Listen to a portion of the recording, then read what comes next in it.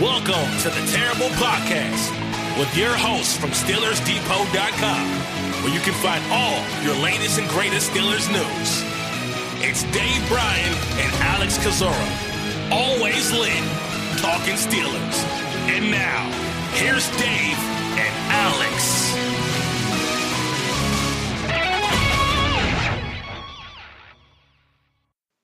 Welcome to the Terrible Podcast, Season 11, Episode 60. He's Dave Bryan. I'm Alex Kozora, SteelersDepot.com. Glad you guys are back with us for this Wednesday show. And Dave, we are going to be a couple of Grinches today, coming off that horrible, ugly, no good 27-17 Pittsburgh Steelers lost to the Cincinnati Bengals. A lot to talk about today, Dave. Not much of it good news. Yeah, happy Festivus to you and our listeners. Quite honestly, that's my wife and I. We celebrate kind of Festivus around here. It's kind of a we take a little bit more. We give more credence than we do Christmas, really, around in this house and all. But obviously, holiday time and today's Festivus, which also means it's the anniversary of the Immaculate Reception, 48 years ago today.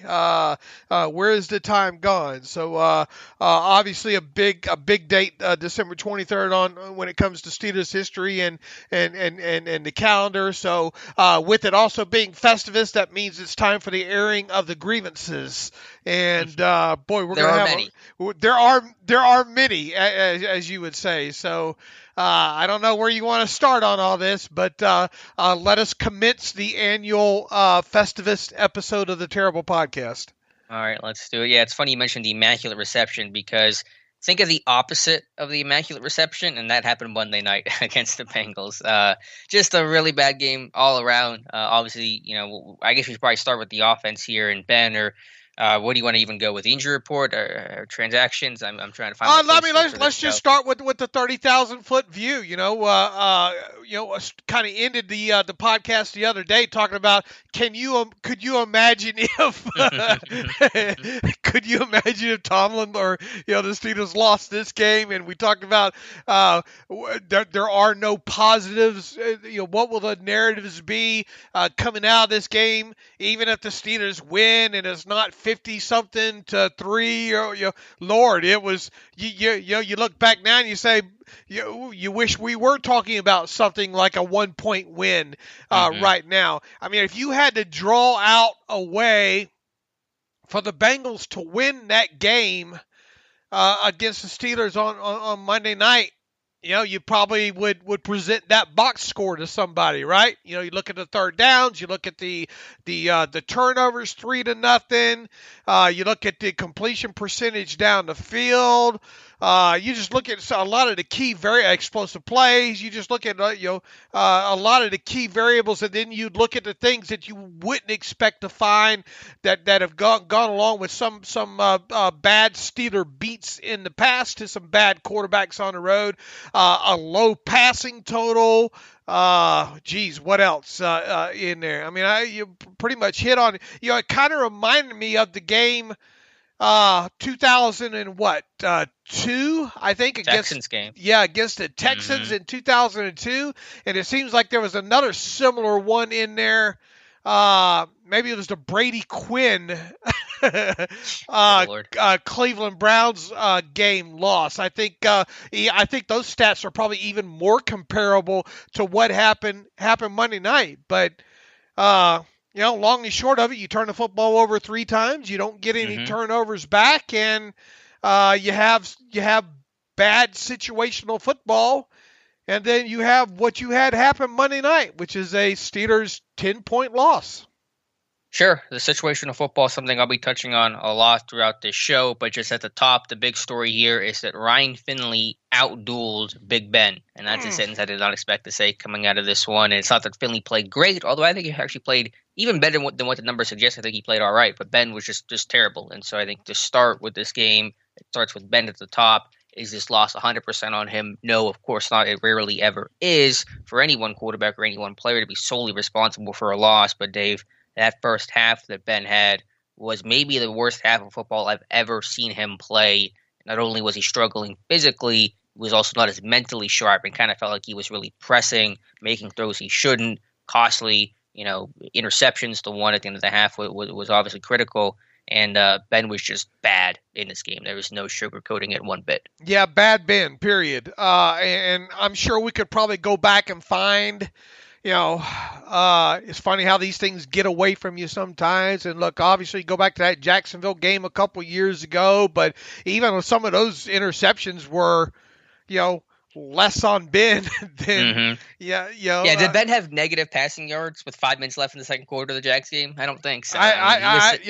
I don't think so. And I think if you look at some of the we've let me wrap a bow around one last bow around this real quick as well too before we even get to unwrapping it, if you will. But I put on Twitter the other day or right after loss. This goes in the library of Mike Tomlin bad beats. Okay, now I did not mean that really as a, boy, this whole loss is on Mike Tomlin. It's just that's where that thing gets filed away at, I got the same blowback, yeah.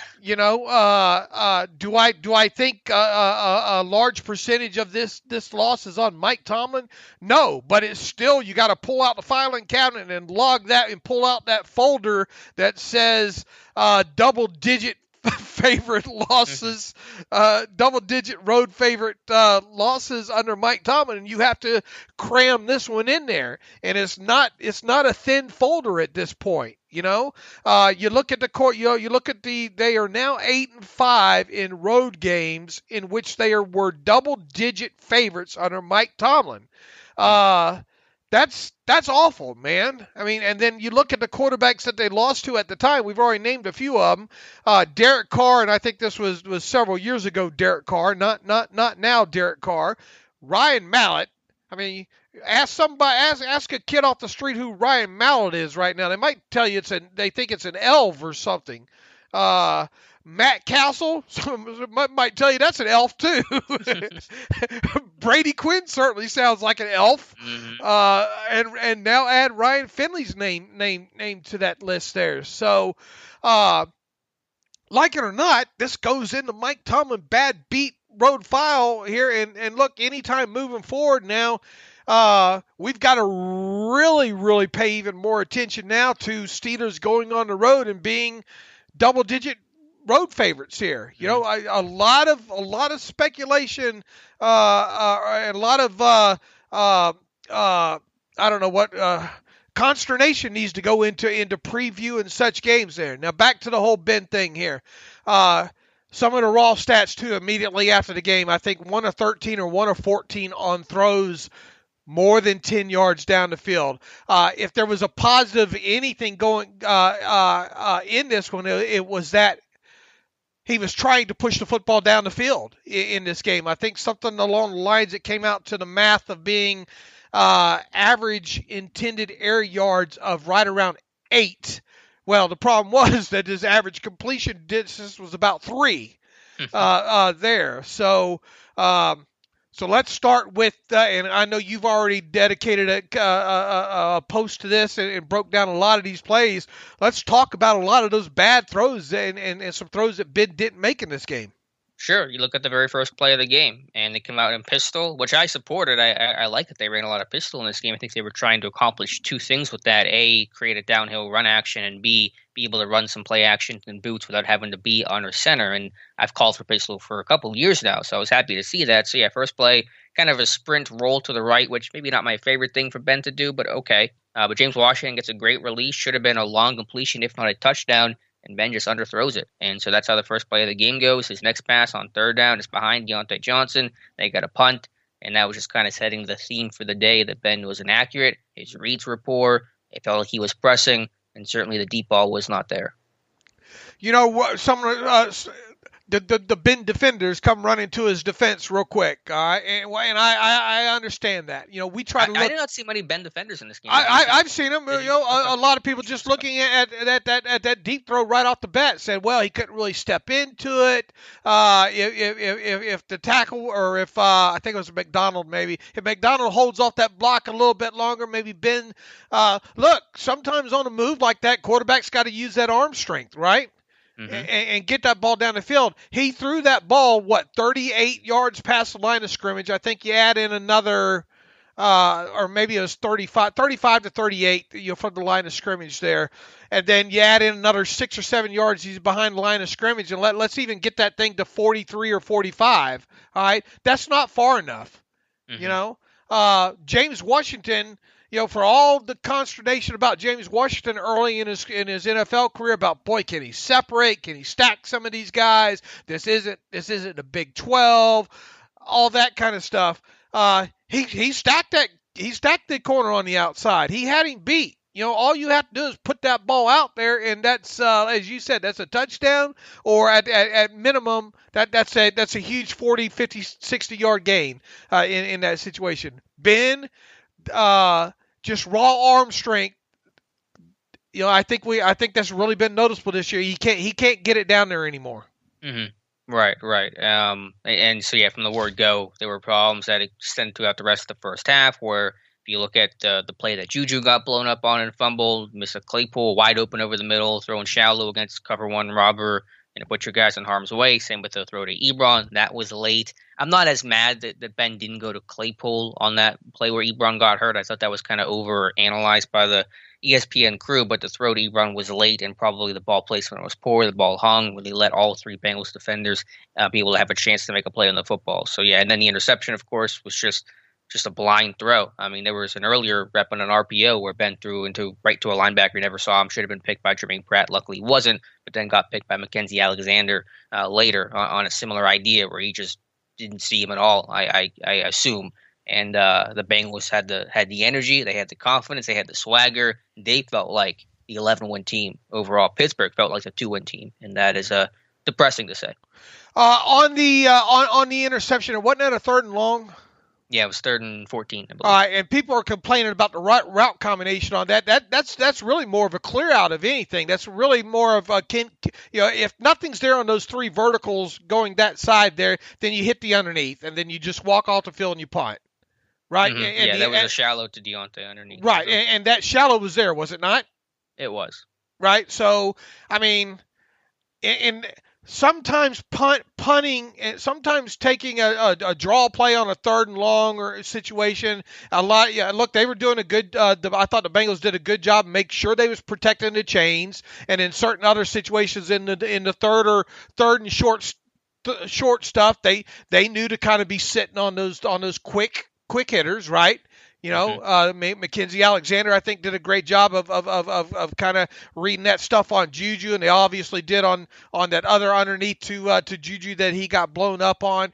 Ben just can't throw that ball blindly when they're protecting the chains on those 3 verticals. I saw nothing wrong with the route combinations. If they mess up a coverage and somebody wants to take that underneath there, then one of those 3 verticals is going to be open there. But if they sit back and just decide that they're going to tackle the catch there, well, then you just got to take the free Deontay Crosser underneath, and then let him see if he can make a play. And then if he doesn't get the first down, you punt.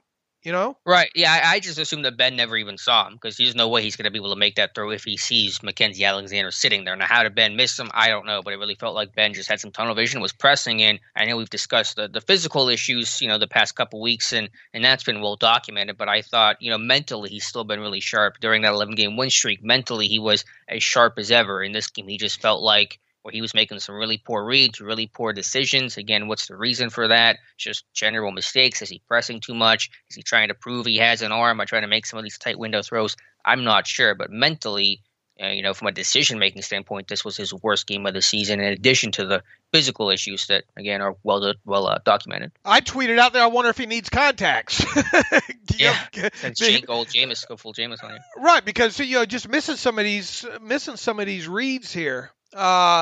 And once again, look, what have I talked about all season long? Got to be able to push the football down the field, and you got to be able to work the middle of the field with him. It's blatant that he stays away from the middle of the field past 10 yards for whatever reason.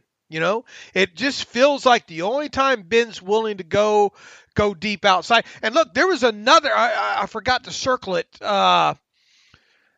There was another read in the game. I'm trying to process through my head real quick. Where pre-snap he had a clear safety, one deep safety who was cheating on.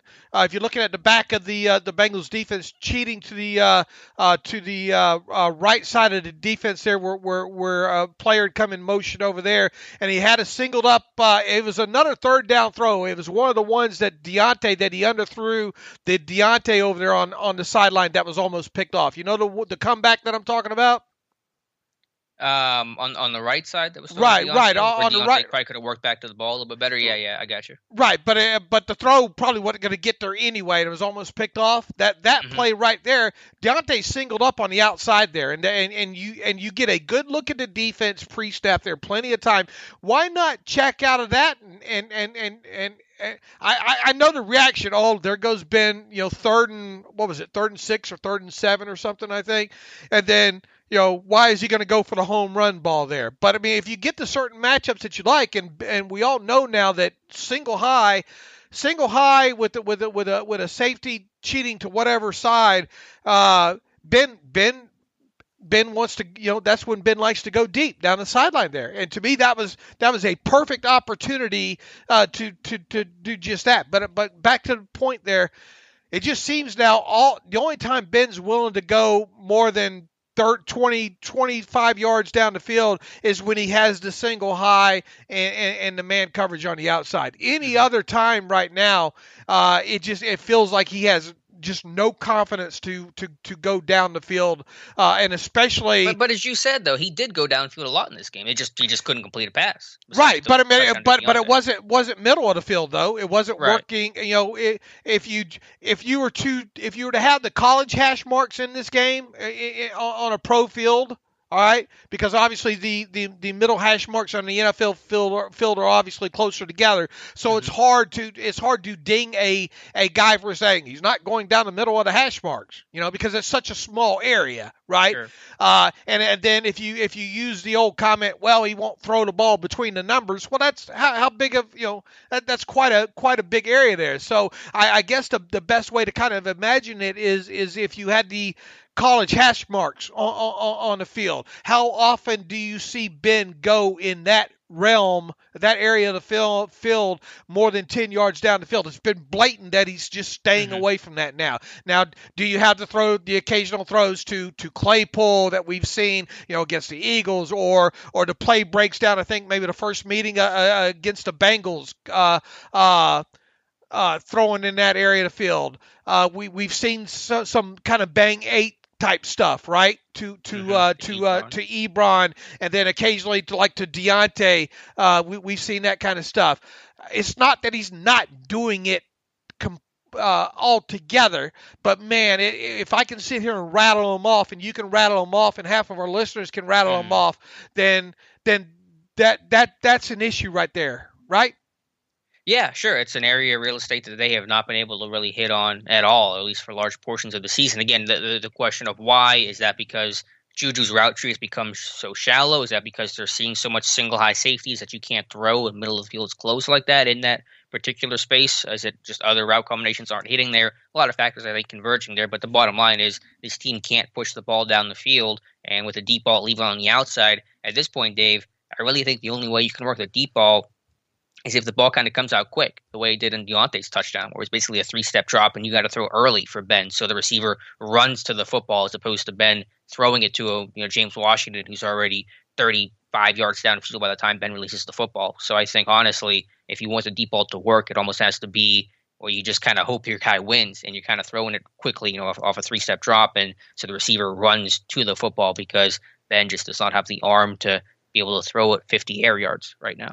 Like the James Washington big play a couple of weeks ago, right? Where oh yeah, he got it.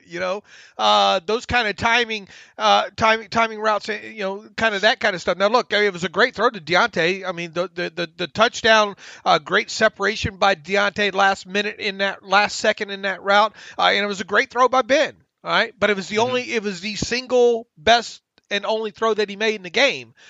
He missed Deontay on an over route early in the game that Ben normally makes that throw. I mean, and there was kind of zero, and I know he couldn't completely step into that one either, but there was enough room that he should be able to put that one right on the money. Mm-hmm. Yeah, I just watched Philip Rivers make that same exact throw watching Colts tape last night, and so I think that he has the worst release in the league and has since he came out. A little sidearm kind of thing, and so it was a tougher throw for Ben in terms of the ones he missed, but yeah, he's got to be able to make that play, and if they hit it, then it's a big play. Where are you on his arm strength now? I mean, all this season. I mean, and really going back to 2018. I mean, this is a guy. This just didn't happen overnight. And to me, I don't think it's just the recent surgery and all like that. I just look. I mean, we all get old, right? And when he's not extending plays out the side of the pocket, and even when he is now, you don't see him be able to get that ball out there.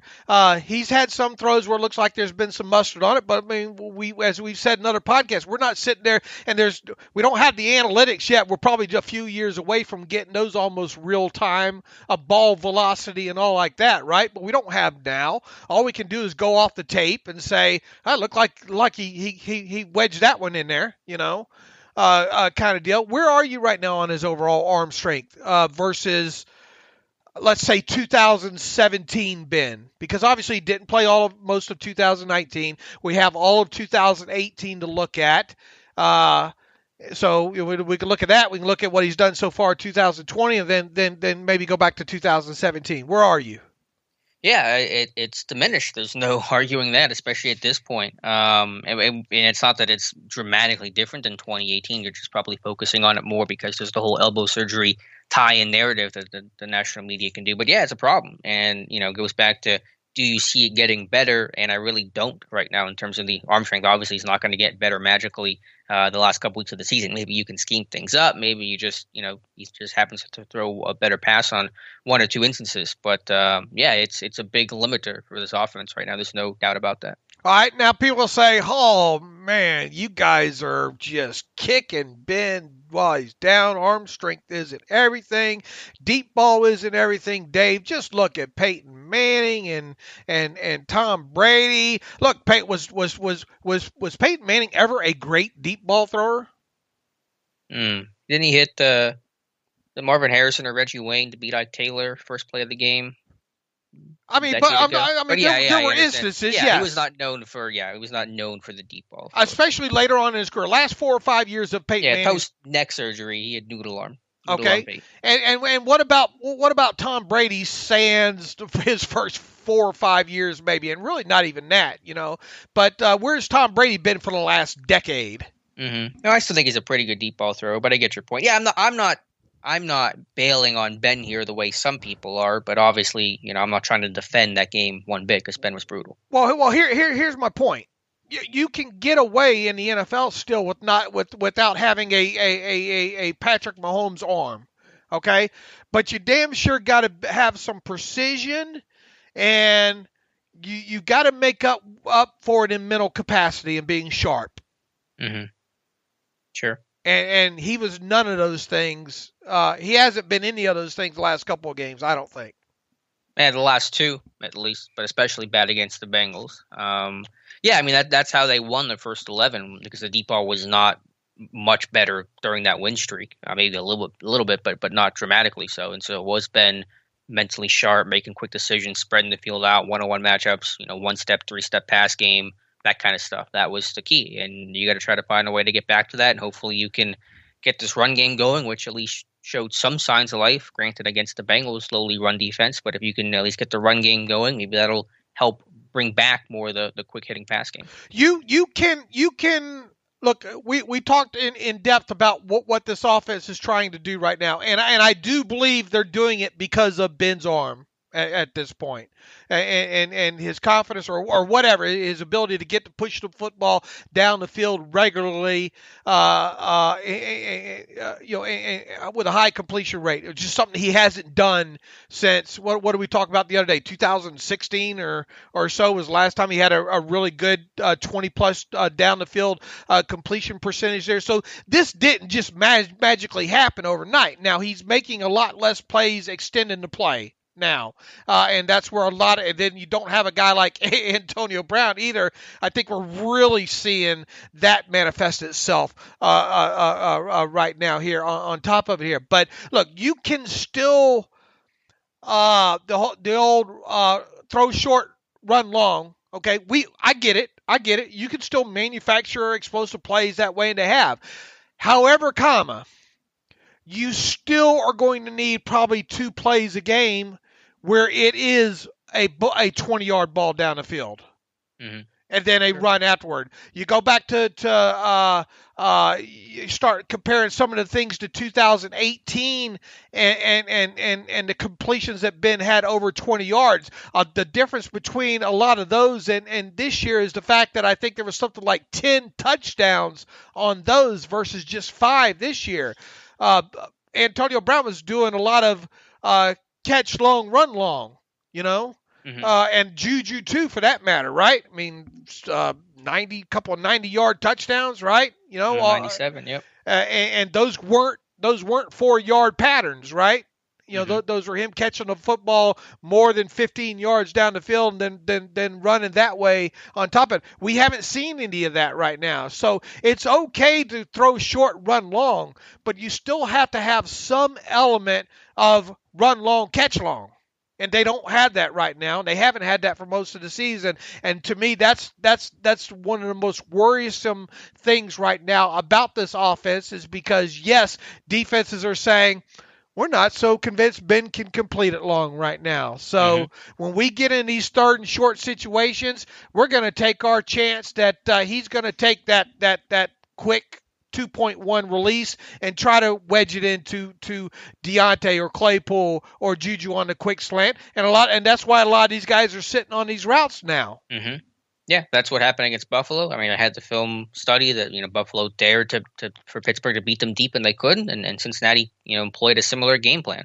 And until Pittsburgh can get that deep ball going, the same approach by the Colts and the Browns and whoever they face in the playoffs are going to continue. The Steelers offense in the Super Bowl years have always had some sort of vertical deep threat. Maybe not a superstar, but they had a Cedric Wilson, a Nate Washington, a Mike Wallace, somebody that could stretch the field vertically, and Ben, of course, being able to hit those big plays as well. And without that element, again, it goes back to the limited menu of things that work well for this offense. And when Ben is struggling with the quick game, when defenses are adjusting the quick game, really you don't have much of anything working for this offense right now. And here's the thing: they tried, they attempted with some route combinations here to give Ben ability to push the football down the field. Did they not? In this game, sure. Yeah, they were. I mean, again, Ben took his chances downfield, but they just didn't complete many. And really, people say, oh, it's all on the OC because look, can JuJu's route tree be probably changed up some still? Probably, but even so, it's going to take Ben completing these balls down the field. Mm-hmm. Right. So it's there comes a point where you have to really think about, how much is it play design and how much is it execution? Yeah, to me, Monday night, that was execution. That was Ben just struggling across the board. It's hard to put a lot of that on scheme. And we talked, what would you like to see more scheme-wise here? Let me re-ask that question to you right now. What would you like to see scheme-wise right now based on what you saw the other night? Nothing major comes to mind coming off of this game. I'm still kind of going through some of the tape. I do support the idea of altering JuJu's route tree a bit instead of just being true that, running back route tree that he's been running for most of the season, but there weren't any major complaints schematically from this game for me. I mean, what would you like to see him run more of? More of that kind of that slot bang stuff over the middle, or what? I mean, they still do. I mean, there's some of those RPOs that they hit. I mean, it's not the same exact thing, but it's just the quick slant paired with a power run scheme. So it just depends on what defenses show and what the coverage is, and that dictates a lot of what you call and what you run. So I mean, there wasn't any glaring thing where I said they had to run this, or any glaring play call where I said what a terrible call that was, like that happened in the Washington and Baltimore games.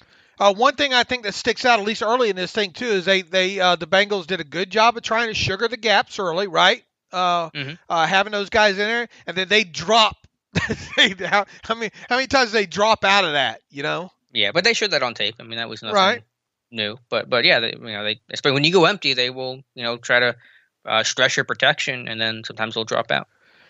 Look, you got to make the throws down the field, Alex. Plain and simple. You've got to be able to complete the football down the field at least more than 7 or 8 yards down the field. And the fact that he completed just 1 of 13 or 14, depending on how you want to term the one that had the offsetting penalty, I think a lot of people count that. Even though it was a no play and a do-over or whatnot, I think that's still kind of counted as an official maybe statistic in there because of that. But either 1 or 13 or 1 or 14, one of whatever over a dozen is not going to cut it when you're trying to push the football down the field there. You can't run and catch explosive the entire time. Like I said, you can do that half of the time, but you're still going to need a couple explosive plays a game that come via catching the football at least 15 yards down the field. And they don't do that right now. And if you're not completing that deep ball, you better be quick and efficient and smart underneath. And Ben was not that either. And to me, that was just as much the concerning part, because we knew that the deep ball wasn't working. That's not good, but it's not news, breaking news. But the short stuff, the quick game, the decision making, that was as bad as I've seen Ben play in that regard this season. And then all on top of that, all right, if you can't do some of those things, you damn sure can't turn the football over. One on Ben on the bad intercept. Look, Ben should have been intercepted 4 times in this game. Yeah, easily. 100%. Right? Yeah. Even in the second half, William Jackson dropped that gimme one. That was over the shoulder, but yeah, I mean, it could have been 4, 5, 6 interceptions in this game. Okay, now throw out the but. He was intercepted once. You have a bad snap, bad exchange. It wasn't a bad snap. Just Ben never. Bad exchange. Yeah, I mean, Ben just didn't seem like he had a handle on the football. All right, so there's one that you lose, and then I don't know how people feel about. Did you, with the JuJu one, was that a catch and then a fumble? At any point, did you think, man, that's a catch and a fumble?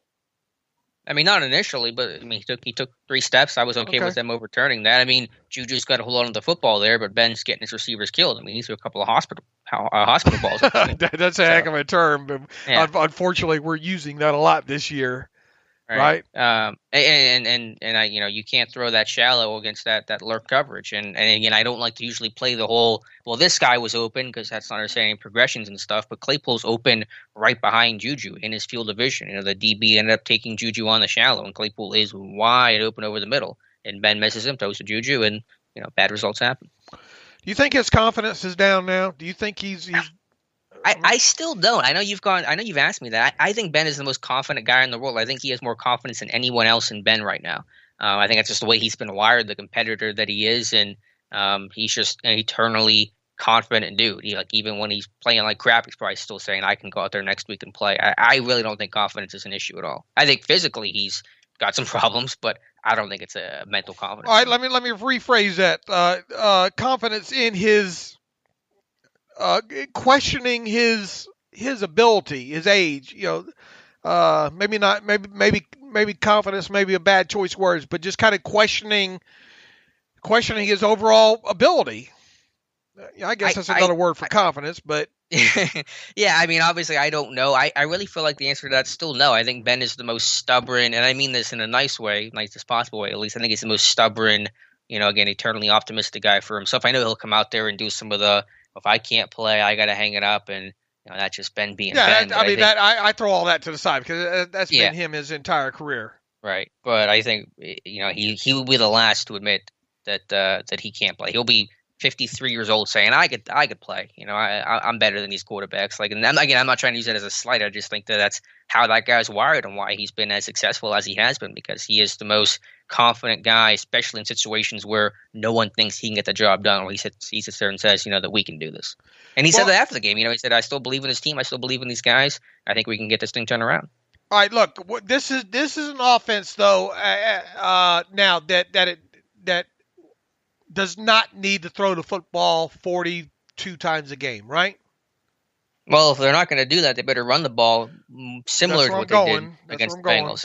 And so I'll throw the baton back to you. This is an offense that needs to be able to run to make Ben more effective, to make that passing game more effective.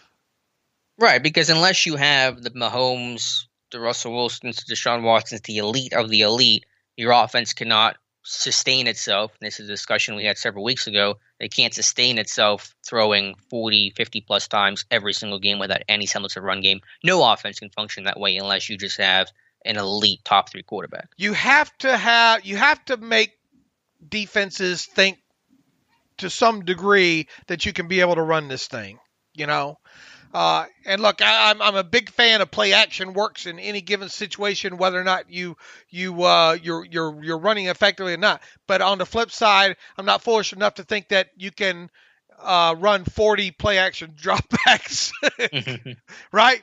I mean, at some point you got to go empty and all like that. Look, we did see some play action in this, and the play action would have worked had he connected on a few of these.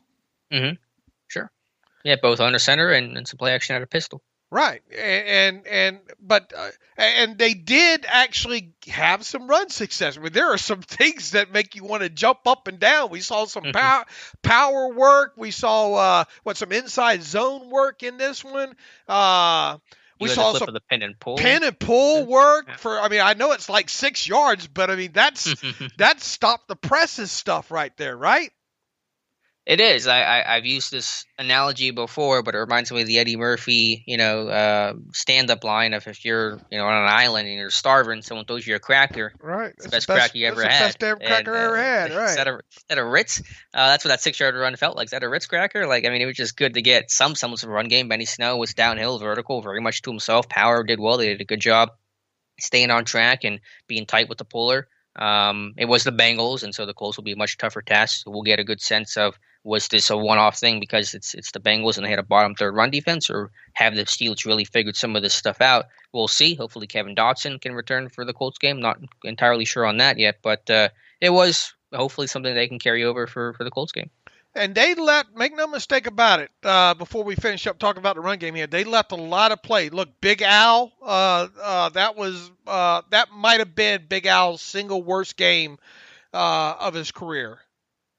And look, overall, I think I don't think Al gets the respect that he should get for his play as a NFL left tackle when it comes to rankings and all like that. I still firmly believe he's a top 10 left tackle in the league, easily.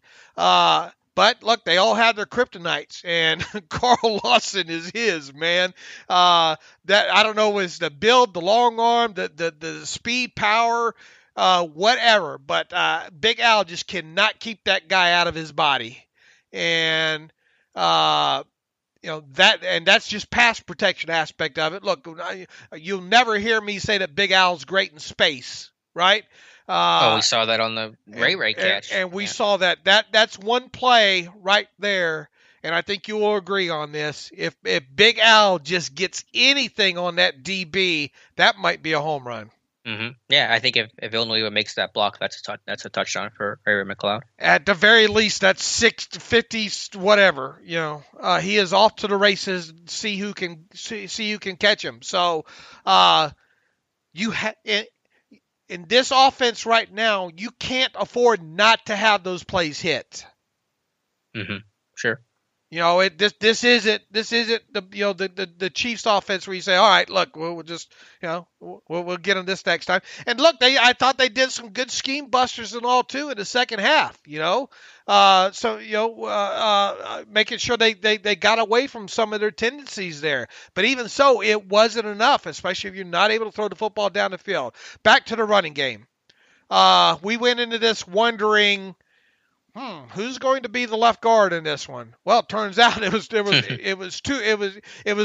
ones that we thought it would be, just mix and match there. I'm not a fan of doing that. I'm not a fan of. To me, it goes along the lines of alternating quarterbacks. If you have two, you have none. Right. If you have two quarterbacks, that means you don't have any of them. I get what the Colts are doing with that. I understand it more what the Colts kind of do with Brissett and Rivers. We'll talk about that more as the week goes on here and all. I'm more okay with that kind of thing, but I'm not okay with the kind of shuffling in of running backs and the shuffling in of offensive linemen. I've never been a kind of fan of that. J.C. Hassenauer technically, I guess, got the start in that one. He played a majority of the snaps. You were a big proponent of let's see some Derwin Gray at left guard in this game. We did. I do not feel that Derwin Gray disappointed in this. I think he lived up to everything that you kind of promoted in this game, and I was surprised he did not get more snaps in this game. Yeah, what's the official snap count? Looks like Hassenauer played 49 snaps and Gray played 16. Now, again, I think they were rotating every 2 series, I believe. I'll have to double-check Tom's charting on that, but I think some of that maybe just Gray got – because Gray was out there for, say, the fumble on the first, the botch exchange, whatever you want to call it. So I think Gray just kind of got the short end of the stick, where some of the drives he was on were just simply some of the 3-and-outs and turnovers. Yeah, at some point though, I think at halftime you got to make the decision though, right? I wish Tomlin was asked about that. No one even asked about the decision to rotate at left guard, because that is rare for this team to do, rare for most teams to do. My question was, didn't you see enough in the first half, even though it was limited? Look, how many times did they had the freaking ball in the first half, Alex? Jeez. 6, 7, 8? How many possessions did they have? It was a punt fest. It was 5 or 6 possessions at least. But man, at some point, don't you got to say, man, we have enough quick tape here in this game that. Well, maybe that was the issue. They just didn't have enough tape in that first half because neither guy could get settled in. All right, let me give you a couple of quick stats here. I know you are not a big fan of yards per carry, but just off the top here, pulled this up right before the show started from Tom Meach Charting. Yards per carry with J.C. Hassenauer in the game, 2.5. Yards per carry with Derwin Gray in the game, 8.3, including Benny Snow's 29-yard run, which was off left side. So just it felt like at first glance, Gray had the better performance. Right. No, the bad thing about that is it just takes one of those big runs to kind of offset that, Yeah, but if you run it off a Gray side in particular, and you get a big run, I'm with you. The guy, I just think that's got a little bit of statistical confirmation bias there. What do you want? Success rate? Do you want? I just want what the tape says. And the tape says Derwin Gray was the one that was that belonged in there. I'm not discounting the overall conclusion. I'm discounting the math. Okay. All right. No, you see what I'm getting at? Well, I'm just trying to give a quick, easy number for us, rather than us just saying the Gray was better. Here's a number that may show that there was more run success. I mean, we're pairing the two together, but I agree on tape and with the offensive charting that we have here, I thought Gray was better, bigger, longer. Hassenauer is really, to me, a center only. But hopefully Kevin Dotson can return for the Colts game, and this all becomes kind of moot. Right. That's the big Danny. By the way, Danny Isidore was active for this one. We kind of wondered would it be a and or a both situation where Coyle comes up and maybe Danny just is inactive or because of regardless, he got activated last minute there and then was active and dressed and saw 0 snaps, which I don't think is overly surprising because of the amount of time that he probably got to work with the team there overall. He is now you would kind of think that he becomes your number. Who's the next guy off the bench until Matt Filer comes back, assuming Kevin Dotson comes back, which we all hope is the case this week, which Mike Tomlin seemed to speculate might be the case. Is Derwin Gray should be your next guy off the bench right now. Wouldn't you agree? I would hope so, but we'll see who gets dressed because not all those guys are going to be active if Dotson returns, right? So who's going to be odd man out if Dotson's ready to play against Indianapolis? Yeah, look, I mean, it would be quite the indictment on Gray. I mean, Hassenauer is going to be active because he's Right. the backup center. Right. It would be quite the indictment on Gray if you get Dotson back this week and Gray is inactive and Isadora is active. Right. Well, it's going to be one of those two guys. Either Gray's going to be active or Isadora is going to be active. So whoever gets the hat there tells you who your backup guard is going to be. Right, and that's a hell of an indictment on Gray, right? Yeah, potentially. I guess he played pretty well, so it would kind of be a bummer at least. Yeah. If a guy's coming off the street and going to get a helmet over you, after you just played, yeah. Right, after you played and put down good tape, Yeah, that's fair. So to answer your question, we'll find out whenever the inactive list comes out. Noon on or 11:30 on Sunday. All right, both tackles were just out of this world bad in this game. Villanueva and Okorafor, I thought. Yeah, Villanueva especially. He had a tougher matchup. Lawson's a really good pass rusher, their top guy. But I've sung the praises of Villanueva this year, especially in pass pro. It looks like he gave up his first sack of the year. I've not done my official breakdown yet, but very likely to go on Villanueva. And I think he's a very good left tackle, but he's not an elite left tackle. And I frame that of the elite guys can slow down the elite guys, and Villanueva struggled with the elite players like Carl Lawson, Myles Garrett, and I get they are really good players, Garrett especially, but Lawson is really good too, but Villanueva struggles against those top tier guys, and so that's why I would put Villanueva in more of a tier 2 and certainly not one of the elite of the elite. He's never been an elite, but I've always viewed him as top 10. Yeah, my sense there was not shocking. He didn't play top 10. No, he was terrible, and I've praised Villanueva this year, but he was awful in this game. Right, and as we mentioned, boy, if you just get an arm on that defensive back on that quick pass to McLeod, maybe that changes the whole damn perspective of the game going forward. Who knows? You make a play like that, you get a 60. I don't forget how long that of a play that. Look, if you hit James Washington right out of the chute there, how does that change the complaint? I know we're in a lot. We don't deal in hypotheticals and all like that, and nor should we here. But just it makes you kind of wonder. All right, back to the offense again. Losing Ebron right out of the chute, you don't really know how maybe. How big maybe that might have impacted the passing game to some extent, albeit, look, they had already had the ball how many times by the time he got hurt. Mm-hmm. Right. That's not like the offense was flowing well before Ebron's absence. And then we'll never know how much they intended to use Derek Watt in this game. Obviously, had the score remained the same in the second half, he wasn't going to get any playing time anyway. But does that maybe change what you wanted to do with the running game early on? Because quite honestly, out of the chute here, the running game, it took a while for Benny Snell to get warmed up, right?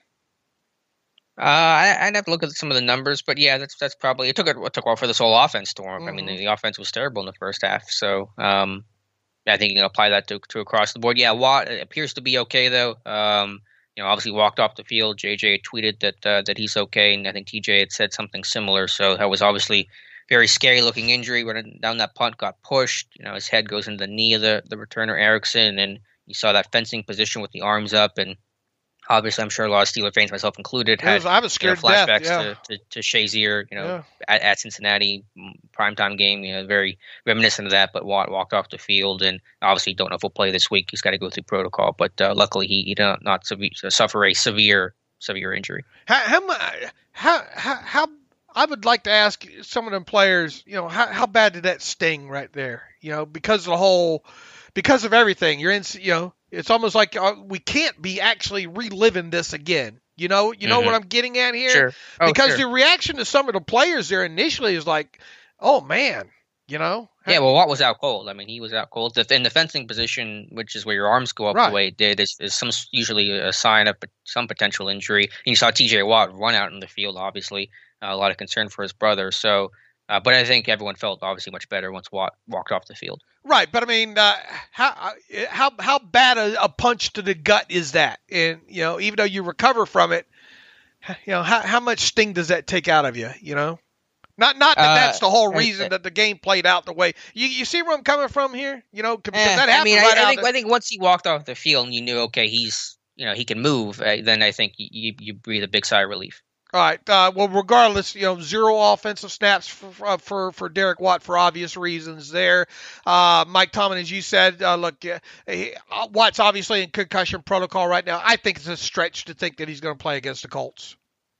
Yeah, I mean, he's on a short week. Go through protocol, we'll see. But yeah, I mean, obviously, if he doesn't play, it would not be a surprise. All right, what else offensively, Alex? I mean, what are we missing talking about here? I got a couple things here. One positive thing. Let's throw in a little bit of positivity. Good game for Deontay Johnson. Made some tough catches, so a nice bounce back performance from him.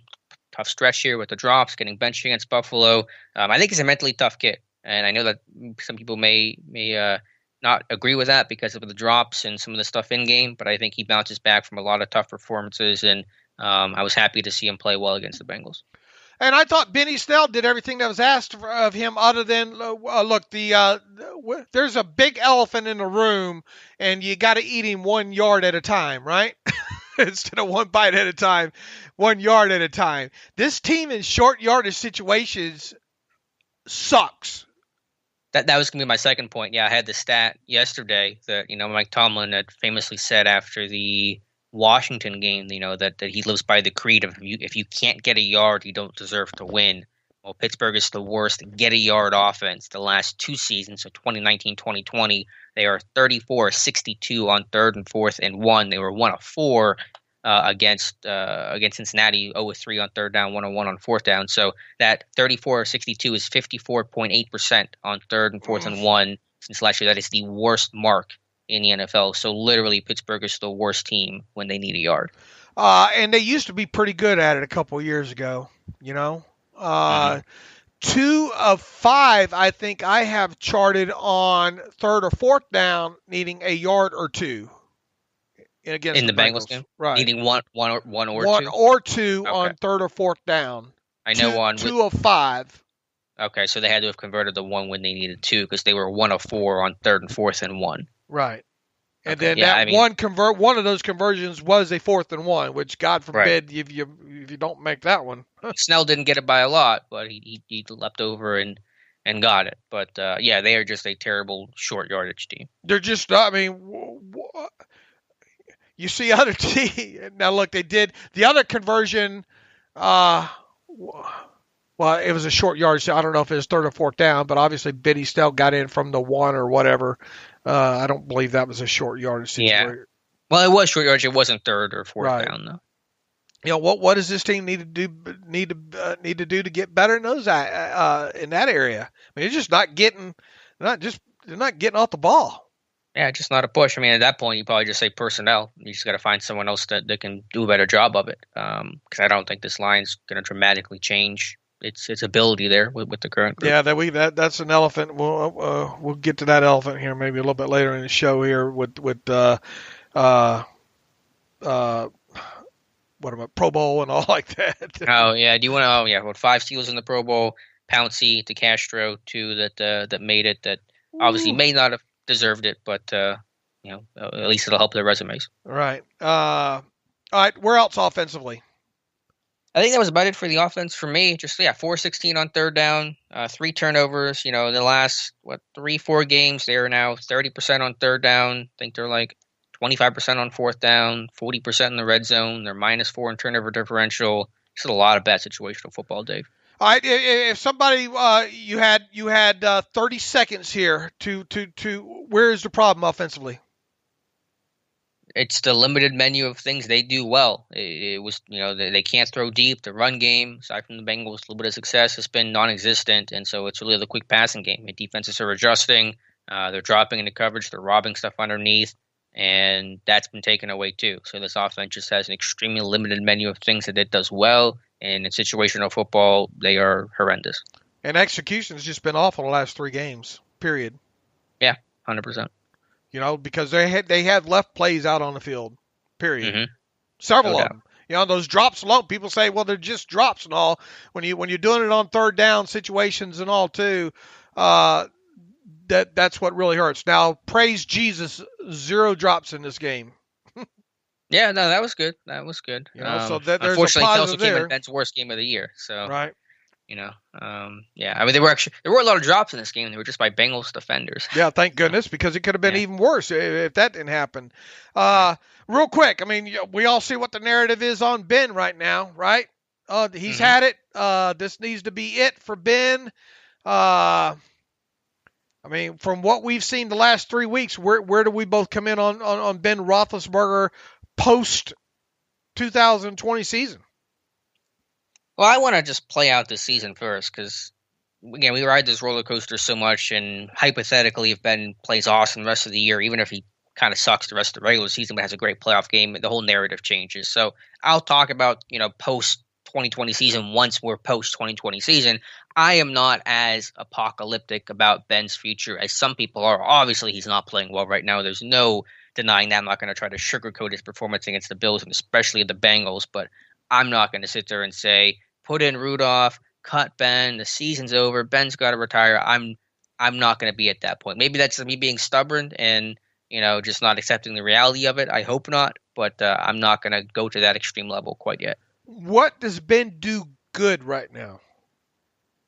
Well, I still think we want to remember what happened the first 11 games of the season and how we were singing his praises. I think that there's a lot on his plate right now, and rightfully so. He's a first ballot Hall of Fame quarterback, so I'm not playing my smallest violin for the guy. But I think what he does well, I still think he's a mentally sharp quarterback that makes good decisions, that can handle the pressure of, throwing 40, 50 times a game, being able to communicate, run no huddle, be able to adjust on the fly. Is he doing those things well right now? No, obviously coming off the Bengals game, but looking at the season as a whole, I'm not going to let these last 2 games totally make me forget what happened the first 11. And here's one other thing here.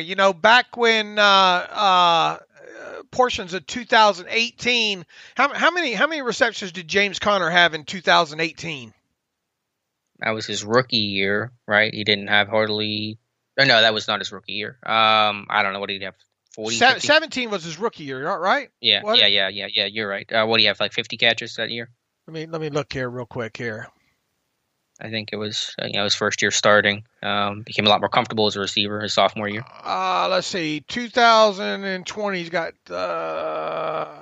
55. No, let's see, 25 this year. 2018 he had 55. All right. So why aren't we seeing as much? Obviously he's been COVID and then a quad injury and all like that. But even in the games that he has played in, because of the lack of respect of Ben being able to push the football down the field, these defenses are able to play a little bit closer, which eliminates that running back check down too. Well, I think just JuJu's running back routes. I mean, usually in the past, if you had a B and JuJu running more deeper routes, then Connor became the default check down guy. But because the game plan is so much 3-step game and stuff like that, get the ball to quick to Deontay and Claypool and JuJu, that those guys are sometimes running the running back route tree. So I don't think, I think that's one reason why. Plus, I mean, as you said, Connor's missed 3 games now, and so I'm not even sure if his receptions are really down from a per game basis. I mean, I guess it is down a little bit 4 in 2018 to this year, but I just think that's because JuJu's running, a running back route. All right, I'm gonna give you one more opportunity here. I'm looking at his box score, so if that. I'm going to give you one more opportunity here. They come to you real quick and say, "Look, we're just tired of everything here, Alex." Mike Tomlin comes to you and wants to know what you would like to see this team do. Whatever, playmaking, play design, schematics, whatever. Make your plea of what you want to see this offense do. This is your opportunity to fire everybody here now. Go ahead. I'm not looking to fire anybody right now. It's Christmas. I'm not going to fire anybody on Christmas. Again, lately it's not been so much the schematic issues of it. It's just been the execution issues where you drop 17 passes over the previous 3 games where Ben is making some really bad reads and decisions. So aside from, again, getting too cute in some, big play moments that happen over this Baltimore game, Washington game in particular, it's less to me about the schematics and more about just the player execution. Would you like to see different kind of motions put in here? Anything along those lines? I mean, I'm sure there's some stuff that if I rack my brain about. I mean, the motions. Well, that's the opportunity here to rack the brain. To Yeah, well, I mean, I don't. People I don't people are tired of us, just talking about it. They want to know what we want to do, what ways we'd go about fixing this thing. Well, I do want to see more pistol. I'm glad they ran it. I think that is maybe the best thing for the run game and maybe a chance for Ben to be able to use some play action. So I hope that they keep pistol and that isn't just a one-game Cincinnati type thing, and I hope they don't abandon it. So that's where I'll start the conversation. Can you get George Kittle from? Is that an option here? Trade deadline's got any chance the 49ers waive Kittle, or the Chiefs?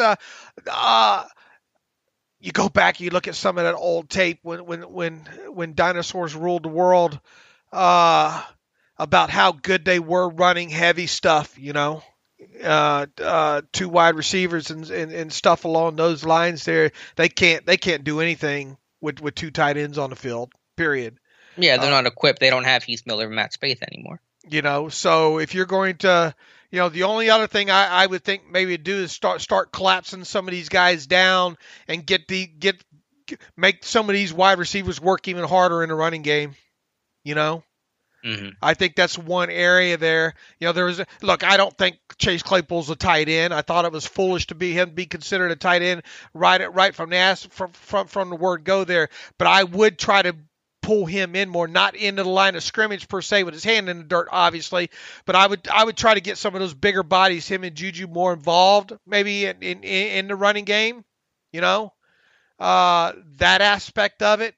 And then obviously when presenting some of those kind of tighter formations like that, maybe change up some of the route combinations coming out of that kind of stuff. Get those guys more involved in those quick outs, if you will. Where's that James Washington 7-yard out been? Yeah, I mean, I would change, like I said, JuJu's route tree. I mean, I would be able to open it up more for him, and I've always been a fan of having route concepts be dependent of each other as opposed to being more independent, where it's like an all curls kind of thing, or expecting guys to win one-on-ones. Even when you have elite talent, if you can match that with levels concepts or Dagger or Mills or stuff like that we've talked about on the podcast. But they got to let those develop though. Yeah, you're right. Yeah, I mean that's maybe one adjustment too, is that you try to do a little bit more than 5 and 7 step game. But if you can just create more conflict for a defense, that always helps your chances of opening things up. I mean, you have to open this thing up more. You're going to have to ask Ben Roethlisberger to hold on to the football longer. True or false? Mm-hmm. True. I mean, those things are if you're running a 5-step drop, then your quarterback's holding onto the ball longer than he is on a 3-step drop. And then if you do that, then you have to ask your quarterback to get into some extended play situations. Yeah, potentially. Sure. But I think that's true really of anything. Any play call that you call, if the first and second reads aren't there, then you're in extended play mode. Right. Which is just something he hasn't done. And then also you're opening yourself up. Your sack amount's going to go up. Mm-hmm. Yeah. Right? Sure. So you got to be willing to take the sack, Yeah, I think you're willing to take that trade-off right now. Maybe an extra sack or two for an extra big play or two. All right. This offense good enough to win at least a playoff game if the defense plays well? They got to show me more right now. I don't think it's... Again, I'm not as apocalyptic as some people, but with the way this offense has been struggling for a long stretch, I think they got to prove something these next 2 games against 2 tough opponents in Indy and Cleveland to get me to say a resounding yes to that. All right, before we done kicking the offense here, what are you doing? Let's say James Conner's looks like he got a chance to be back this week. Marry this all together about what Mike Tomlin had to say about the running back position and what you would do at the running back position. Yeah, it's a good question. Part of me wants to say, and I don't like to stratify these things so cleanly, especially when Pittsburgh's throwing the ball in every single, down it feels like, but have Snell as kind of the early down guy for second down type stuff, heavier packages, more run obvious stuff, and then have Conner be more of the passing down, the third down back kind of guy, or the no huddle hurry up type stuff. Because I think Snell's running the ball well right now. He creates less negativity than James Conner. If you look at some of the lost yards percentages, Snell is doing a better job than Conner overall. And I think Snell fits what this offense needs, which is just very quick hitting, very downhill, push the pile type forward stuff. When your run game isn't doing that well, you just kind of want to get vertical, get downhill, get what you can. I think Snell offers that better right now than James Conner. And what did Mike Tomlin have to say about this? Yeah, let me get the exact quote here, but just said that Mike, it was hard to tell if this was a Tomlin answer or if this was more of an actual sincere, expected answer, because he was asked about Benny Snell and is Snell going to have a larger, footprint on this offense even when James Conner returns. And he says, quote, "You got to admit that Benny was an awesome element of play for us in the last game when we didn't have a lot of awesome elements of play. His efforts were appreciated, so I'm sure he'll have an opportunity to be impactful in this one regardless of James's availability." I'm a big fan of Benny Snell, no question about that. So I do think we'll see an increase in playtime. How exactly will that go? I'm not quite sure. You can't use the word awesome twice like that and then turn around and give Benny Snell 5 carries this next week, right? It would not seem to go together too well if that's the case. But who knows? I mean, if they get down again, then this game flow, circumstance, situation stuff that Tomlin could lean on. But yeah, point taken. I'm fine with what you laid out there. And I've said this right from the get-go, I think, with Benny Snell. Have I not? It takes a while to get that engine warmed up a little bit there. I think he gets stronger as the game goes on. I think that's when you saw the meat and potatoes of what he can do with the ball. Look, yeah, I was just so ecstatic to see the pin and pull work, to see the trap work. I mean, how for those kind of, and look, Villanueva had a great block on that. DeCastro had a great block on that, and Gray had a great rep on that as well too. I mean, that's the kind of stuff that you want to see work in concert right there. And then on the pin and pull as well too. Everybody, the pin worked good and the pull worked good. And when those things happen, you have a back out there on the edge, doing. Yeah, it was just 6 yards, but man, that might have been 66 yards for all I care. Mm-hmm. Yeah, obviously Snell's floor or ceiling is not very high, but I think his floor is pretty high.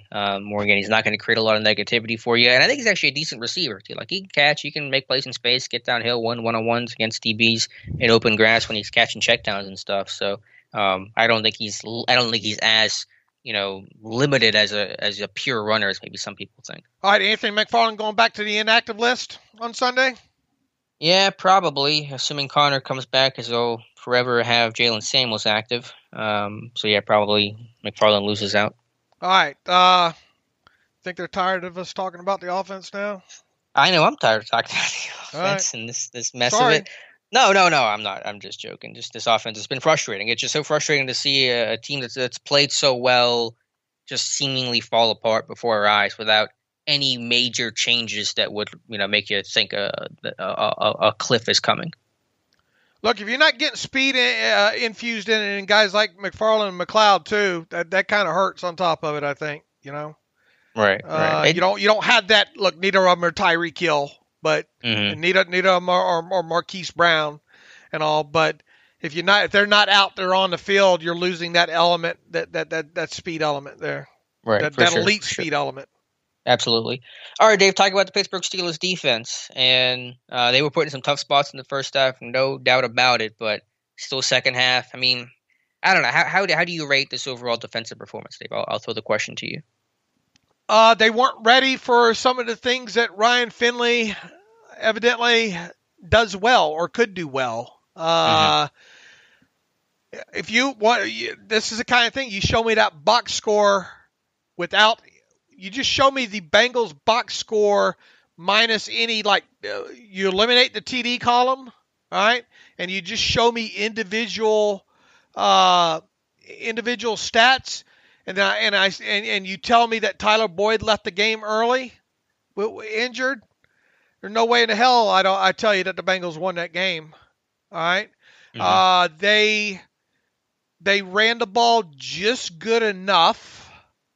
The things that they did with Finley and his legs with the designed draws, keepers, and read options, the Steelers were not ready for.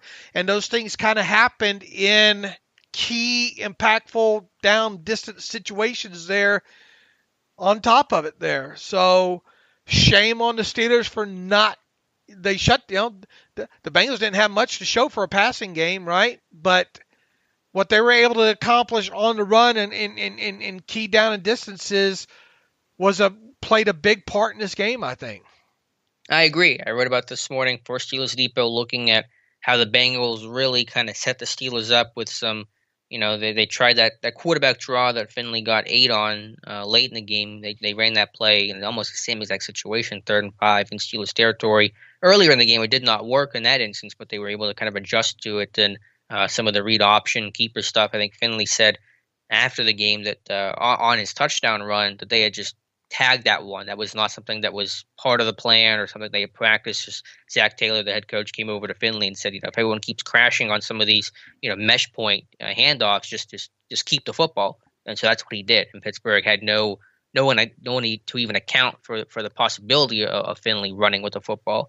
And I just think that the Steelers, again, some of the adjustments were not made. And I wrote this in the article, Dave, that I think the Steelers offense and the Steelers defense are coached in opposite ways, where the Steelers offense comes out with really terrible game plans. They can't score early, and they tend to adjust better in game, whereas Keith Butler has some really good game plans early in games, but he struggles with some of the coaching adjustment chess match battle in the second half of games. And I think that's kind of what happened in this one as well.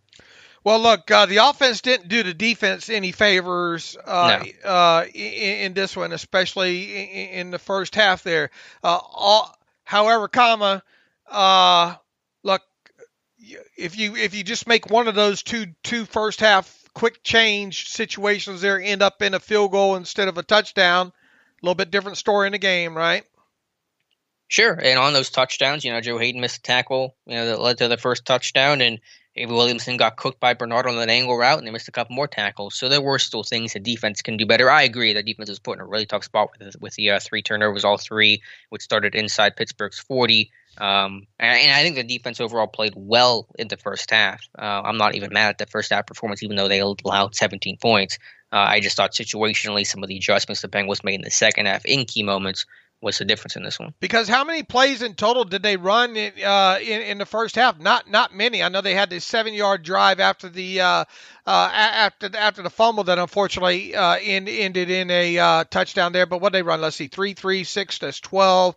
12 and 12 is 24. 24 and 7 is 31. I think. Does that sound right? 31 first half plays. That sounds about right. I mean, they ran more plays than Pittsburgh though. Right. In the first half. So, yeah, again, just the defense. I had the stat yesterday, and you can say that they're worn down. You can blame the offense for this, but the Bengals ran the ball the entire fourth quarter. 15 plays, 15 runs, and that's how they finished that game off. Well, wasn't there one pass on that nine-play drive? In the fourth quarter?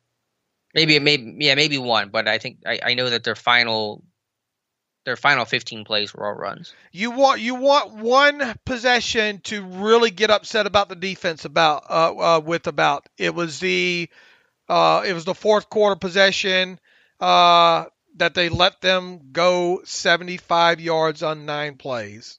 That to me, on the heels of letting Buffalo do what they did to run out the final 7 whatever minutes of the clock the week before, that 9-play, 75-yard drive with 8 runs. That was the defense's greatest sin of the game, in my opinion. I hear you. Let me give you a stat here, and this is an indictment of both the Steelers offense and the Steelers defense, so I'm not trying to take sides here. Here are the Steelers offensive stats in the final 5 minutes of the last 3 games. So that is Washington, Buffalo, and Cincinnati. Steelers offense has had 9 plays for 22 yards, 1 first down, 1 turnover. They've had the ball for 50 seconds. This excludes the kneel down they had at the end of the Bengals game, which I'm not going to count because they don't deserve it. So time of possession in the last 5 minutes of the game has been the opponent has had the ball for 14 minutes and 10 seconds. Pittsburgh's had the ball for 50 seconds.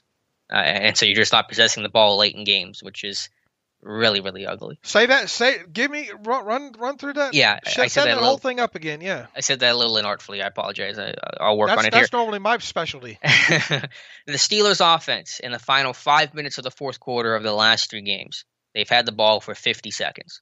The last 5 minutes of the last 3 games?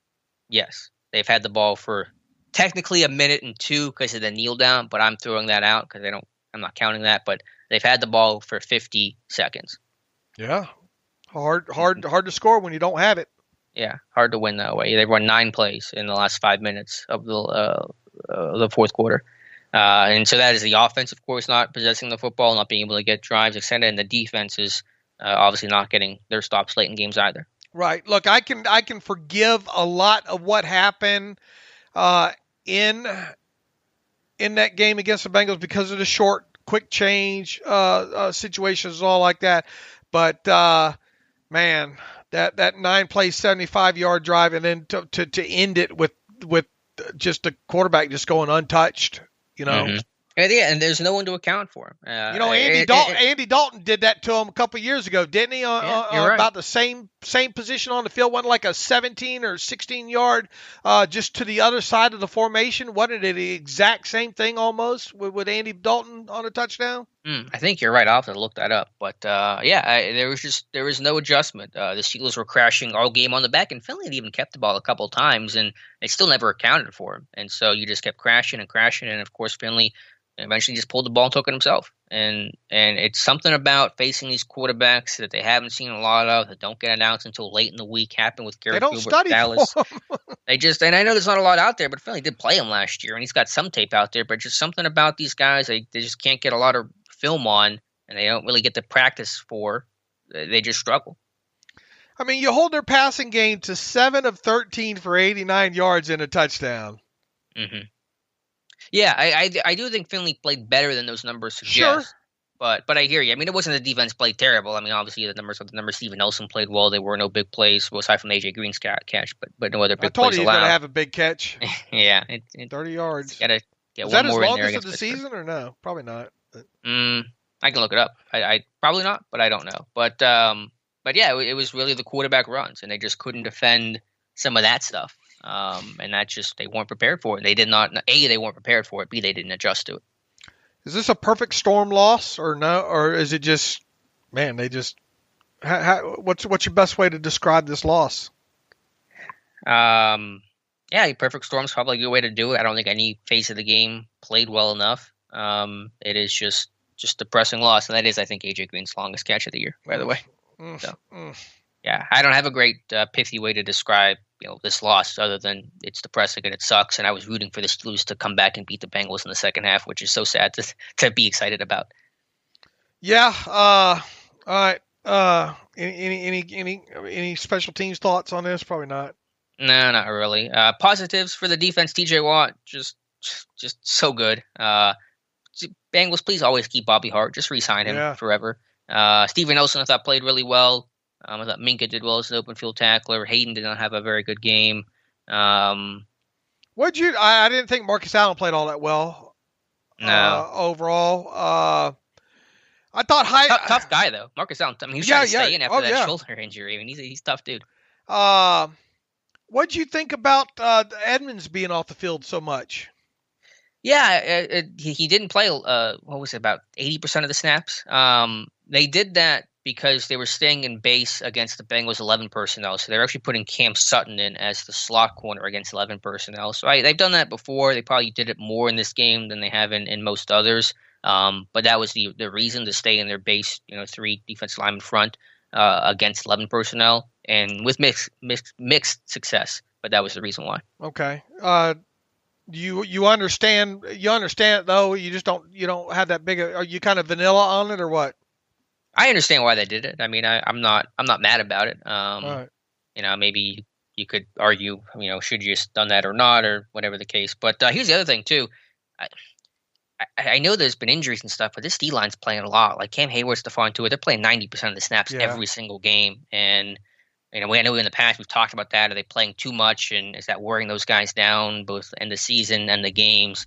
I know our preference has kind of been more 75%, 80% range, but these guys are playing about 90. I mean, they were off the field for, I think, 7 snaps each in this game. I mean, they were on the field a lot. Are they just getting worn down late in games? And this was a game that you were supposed to get them off the field some, right? Yeah. And look, even Watt and Alex Highsmith played all but I think about 3 or 4 snaps each, right? Ola played like 6 snaps, I think, in this game. Yeah, let me look up the What exact snap count. what does that say when you can't get that guy on the field for a dozen snaps in a game like that? Yeah, Watt missed 3 snaps. Highsmith missed 3 snaps. Hayward was off for 6. Tuitt was off for 7. Yeah, is there a better way to try to rotate these guys? Again, it's tough because you want to keep your guys out there, and you got to expect the backups to play as well. But I think there's a lot of tired bodies out there. Yeah, where's the old next man up with Wormley and some of these guys? You know, can Alu play more in sub? I mean, Wormley. I mean, how many snaps did Wormley play? He played 3 snaps. That's not enough in games like that. I mean, why are you paying him $2 million? You know? Yeah, the backup defensive linemen, Wormley, Davis, and Mondo played a total of 6 snaps. Why are they even active? Right. They're not even going to rotate in at all. Again, I understand the drop off there. You don't want Carlos Davis playing a whole lot, but you got to give these guys some sort of a breather. Right. You can't keep wearing it down to the nub every week. You know. Yeah. And I agree that's a concerning aspect, and that's yet an. I'm gonna wrap this up this way. I'm going to have the glass half full here. Okay. We can forget with this loss. We can forget about a few topics. Nobody asks no more damn questions about the Chiefs right now. Okay.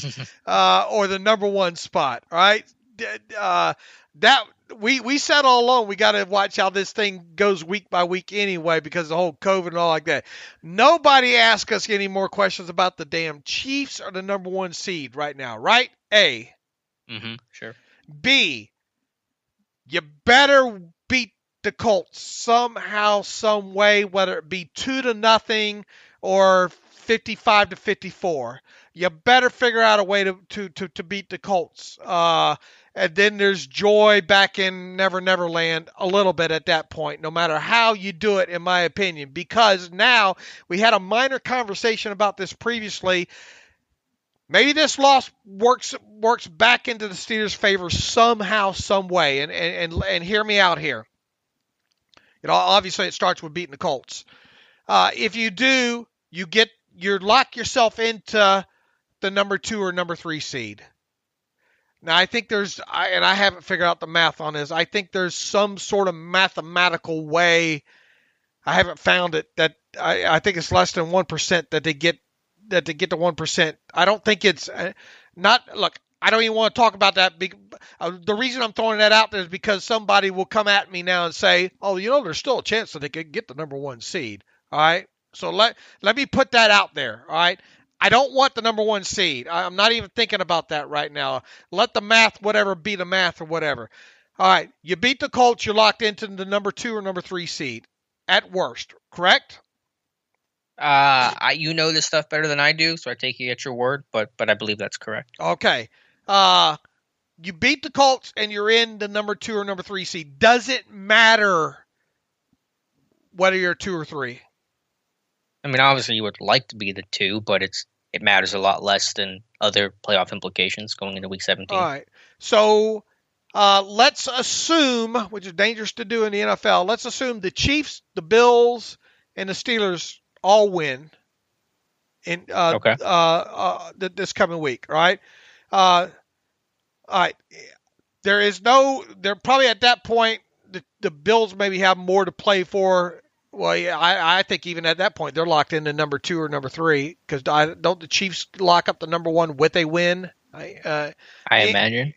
Because they're 2 games ahead, I think. Anyway, the Bills lose any will whatsoever to play, I think, in their season finale against, who is it, the Dolphins, I think? Does that sound right? One of the AFC East teams, I don't know, but some AFC East team. All right, so what I'm getting at here is it looks like the Steelers could get themselves in a situation where ho-hum Week 17. In the sense where there's really not much to play for other than maybe the 2 seed. Right.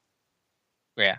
And so then do you rest your guys that then I do. I most definitely do, especially with this team not with the way that and then where we just talked about them having to play guys like all of these defensive guys that much against. Now, obviously, look, you can't your inactive list can't be 14 players long, but Lord knows you Sure. can damn sure get the Henry Mondos and the Chris Wormleys and the Carlos Davis on the field, right? And you could get the Derwin Grays and the J.C. Hassenhauers of the world and the Kevin Radars if you sign him back, which they probably will, out on the field.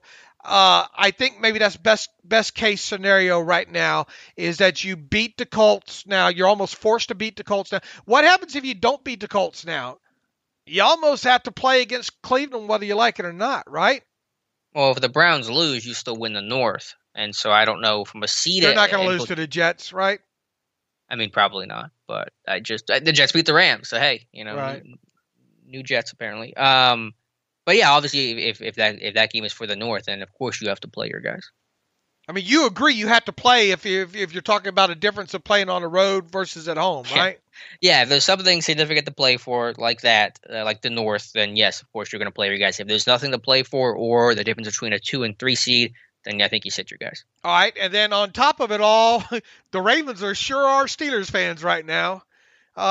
You could get in a situation where you just if you beat the Colts and if Miami wins what they're supposed to win out and all, you could get in a situation where the Cleveland beating the Steelers in the finale keeps the Ravens out of the playoffs. Wow, that's an inverse from 2 years ago when we were rooting for Cleveland to beat the Ravens for the Steelers to get in. Anyway, all that's bad math based on the Steelers doing something on Sunday, which a lot of people question whether or not they'll be able to do, and that's beat the Colts. Yeah, that's the first step. That has to be the sole focus right now. Let's do that, and we'll let the rest play out. All right, where else are we on this thing? We could talk about Mike Tomlin's presser, but before that, Dave, and maybe we should have opened the show this way. I apologize. It kind of hit me a couple minutes into it. We were already kind of in the flow of the show, but some really terrible news came across right before the Steelers game on Monday that Kevin Green, at 58 years old, passed away suddenly. We still do not know the cause of death, but really sad news for many communities, the football community at large, the Hall of Fame, Steelers fans, Panthers fans, Rams fans. 49ers, yeah, I mean, he played for a lot of teams, still third all-time in sacks, and seemed like a really good guy. I know, Dave, you kind of had some interactions with him. We talked about Kevin Green a couple of years ago. Could he be an outside linebackers coach for the Steelers? And, he tweeted at us a couple times about that, and just really sudden, really tragic. And just what struck me the most, after the news of Kevin Green's passing was how many players posted photos of them with Kevin Green or said that he mentored me or helped train me, or we worked on pass rush stuff in the offseason. I mean, he touched a lot of lives, not only the guys that he coached, but just so many players in general. That seemed to be the impact that Kevin Green had on guys post his playing days. I live on Twitter, obviously. I know you do as well. Man, I had to double check that 3 or 4 times. Mm-hmm. Right. When that news broke that he had passed away, I thought, obviously your mind goes, man, was it a car accident or, something like that. Look, he only played 3 seasons with the Steelers, but I remember, I remember those 3 seasons. I mean, if you're a Steelers fan, over the age of 16, at that time, how can you not, The linebacking core he was a part of, obviously that long, blonde, flowing hair, that crazy man mentality and all. That guy was a force, man, off the edge. And I think I quickly came across a post that we had posted, or I had posted a couple years ago, talking about him, talking about pass rush moves and how. I thought it was. I really took a lot away from that. From some quotes about look, a good pass rusher in the NFL needs one major good pass rusher move and just one counter off of that. And if he can do those 2 things, he could be successful in the NFL. And right. I think at the time that came out, it was the whole, man, what's Bud Dupree going to be, and all like that, because at the time Bud Dupree really never had, didn't have a move, didn't have a counter, and all like that. I think that guy was a great teacher. I think Clay Matthews will probably tell you that, right? Clay Matthews had some of his prolific years with Kevin Green as the coach there.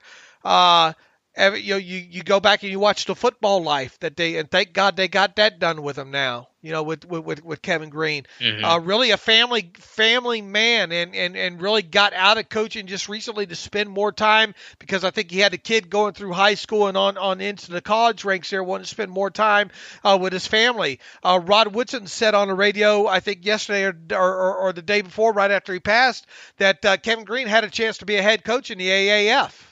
And turned it down because he wanted to continue to spend time with his family. Now, Rod Woodson also let it come out that Green woke up kind of feeling okay earlier in that day, then evidently complained of not feeling so great, then just dropped dead. So leads you to believe maybe a potential, obviously, of a heart attack there. 58. Look, I'm 52, Alex. 58's young. It is. It's not so young when you're 19, but it is when you're right there. And I mean, this guy you just vividly remember him giving his Hall of Fame speech, right? And their terrible towels waving. Right. Awesome. To picture him in the cowboy boots and a terrible towel tucked in his pocket there. How epic is that? Man, only 3 seasons with the Steelers, but this is one of the NFL greats right here, and just gone way, way, way too soon. And I mean, any death like that, hits you hard. But I took pause for me for just a moment there, for sure. Absolutely, and again, you would remember this better than I would. But while Green only played in Pittsburgh for 3 years, it seemed like he loved Pittsburgh. Pittsburgh loved him. He was it. You can't think of Blitzburgh '90 defense without him and Greg Lloyd. You just can't.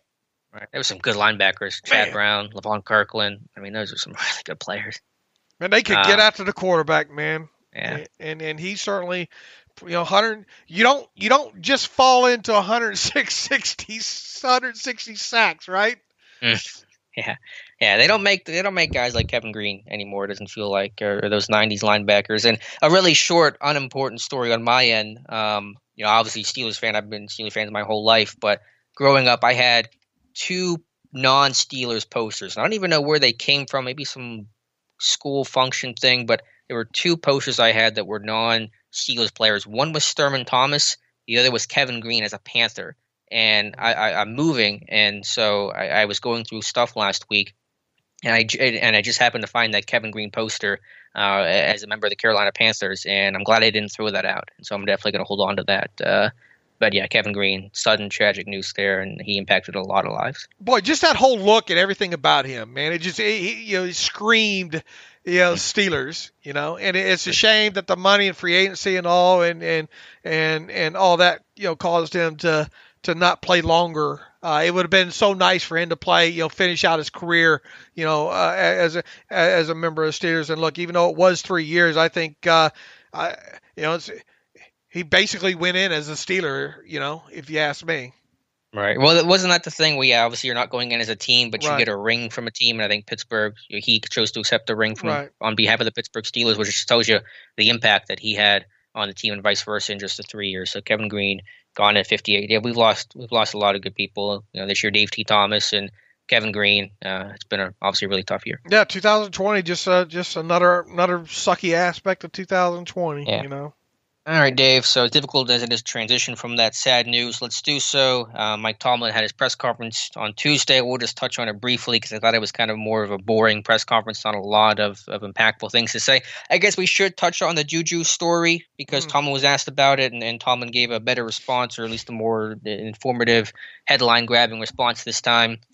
Obviously, JuJu was, again, dancing on the Bengals logo, pregame spiking the football. Von Bella talked about that pre- and post-game. Von Bella, obviously the guy that lit JuJu up on his fumble, and Tomlin said that he'll have a talk with JuJu about that stuff, assuming to say stop it, because Tomlin said it is an issue of respect. And that's what I said. I don't care about JuJu doing TikTok dances in the locker room or in his personal life or any stuff like that. That's fine. I'm not going to be a grumpy old man and shake my fist at the cloud, but I think regardless of whether it was for TikTok or filmed or not, dancing on someone's logo pregame, it's just honestly disrespectful. I don't care if you're winning, losing, how good you're playing, whatever the case is. I think it is A, motivational to an opponent, and B, I think it's just disrespectful.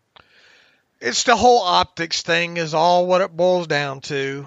I don't think Juju's a bad kid at all. No, I don't no. think him and his making social media a big priority of his life or a big thing of what he does when he's not on the football field is a big deal. Some will say it shouldn't bleed over like that into pregame and all like that. I still don't have an issue with it there.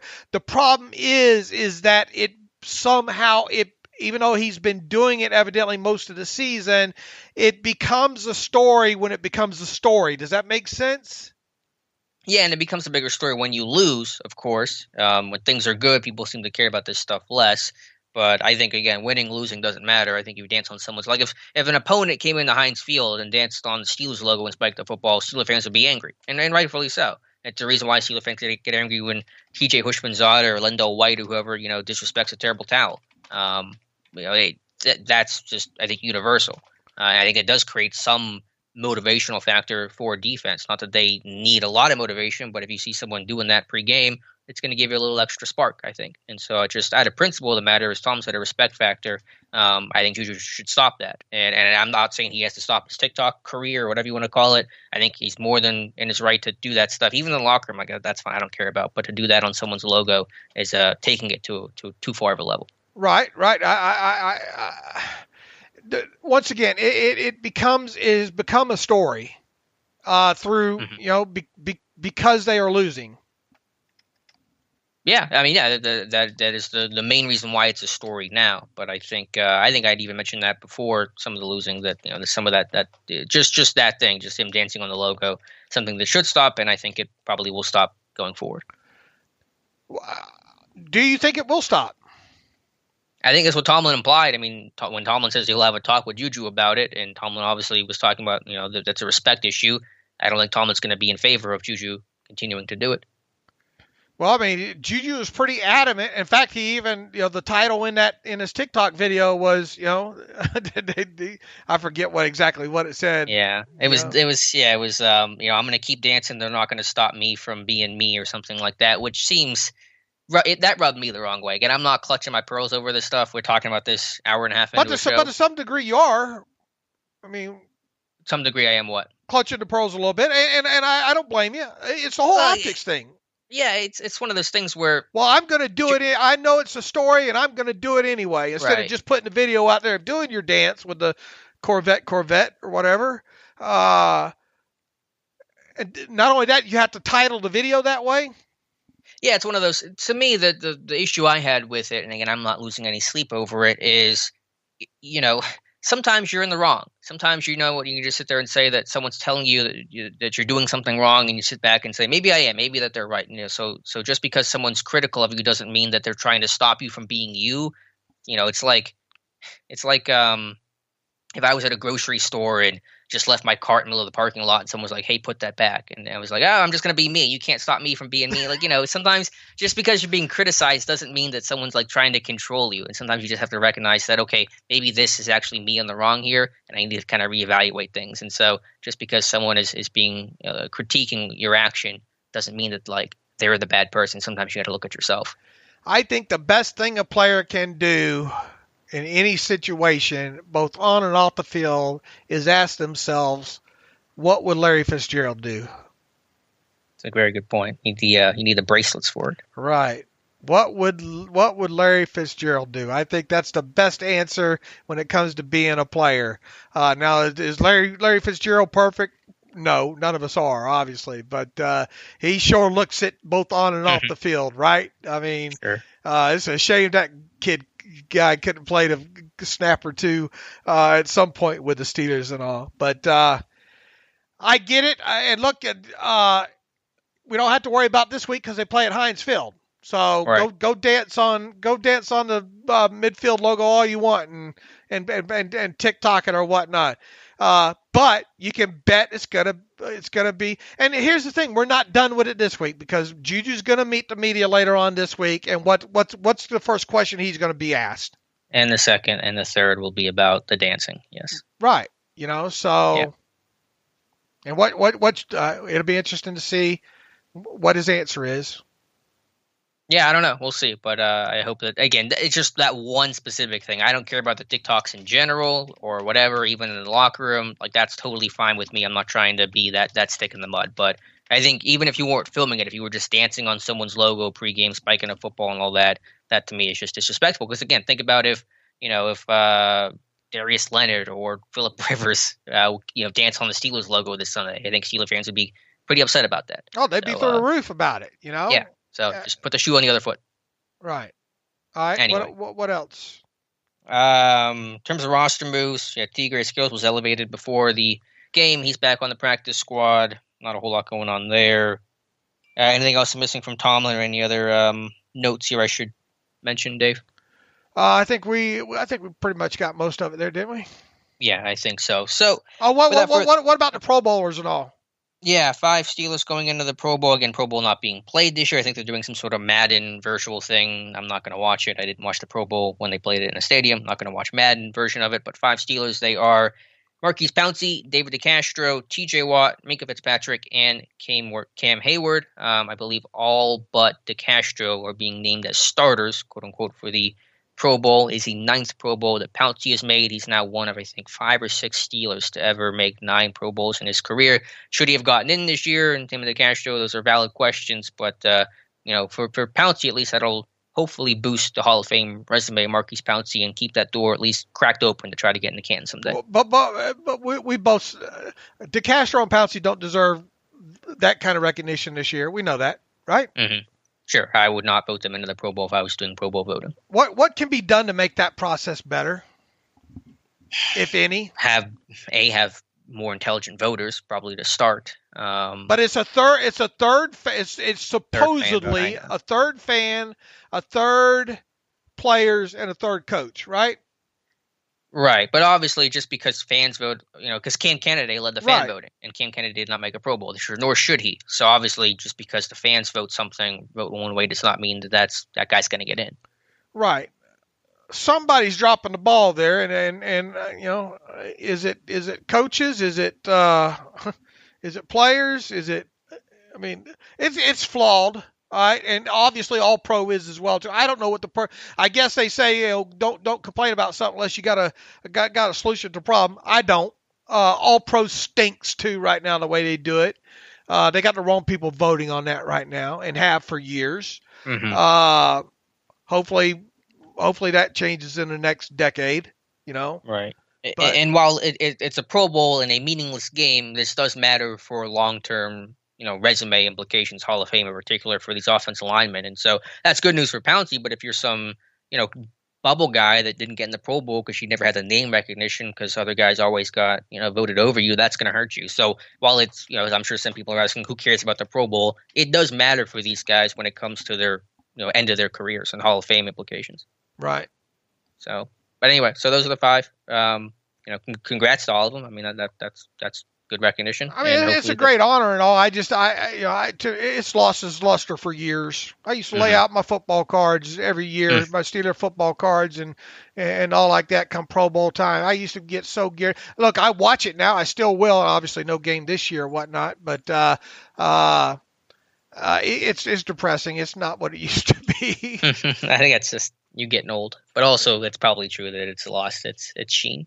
Right. All right, Dave, let's get to some reader emails and close out today's show.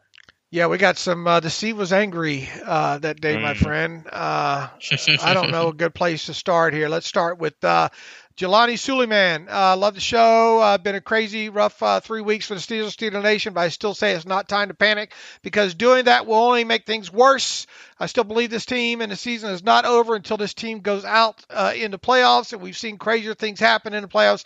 What I do have a question is, as much as Ben has not been playing well and has been getting criticized as he should, it seems like he is under duress in the pocket, collapsing almost every other play. How much of blame do you put on the O-line? Do you think that can be a reason as to why he's not seeing the field properly and hurrying throws? Thanks, as always. Go ahead and answer that. People don't like my answer. I get a lot of hate mail when I answer questions about the offense, so you try it. I don't really have probably any majorly differing answers here from you. I think sometimes we look for these convenient solutions. That X is the reason that Y is happening, and You I mean think the cliches? Yeah. I mean, part of that. I don't think the I mean email here had a cliche. the uneducated fan responses?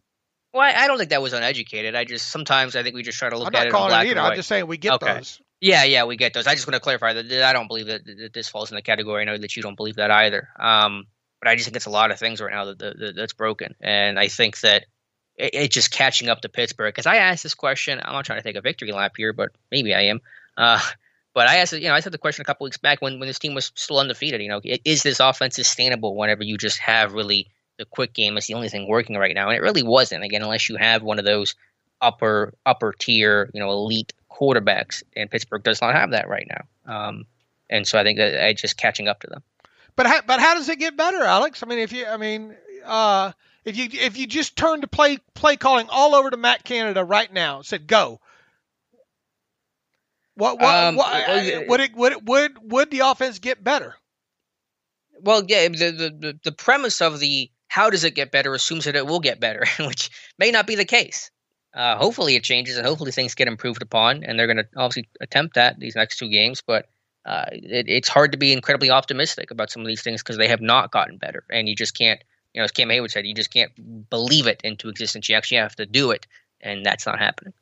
All right, Frank Lill writes in, was it just me or did the Steelers have no sense of urgency in the fourth quarter when they would eventually score their second TD? They seemed to run the play clock down to 5 to 10 seconds. I know it was an important drive, but they still needed another stop and another drive. I was wondering if they went faster and maybe they could squeeze 2 more drives out of it. Just a thought. Look, I think it's always the fan aspect to think if you're a fan of the team and your team's behind, to go, hurry up, you're not fast enough, hurry.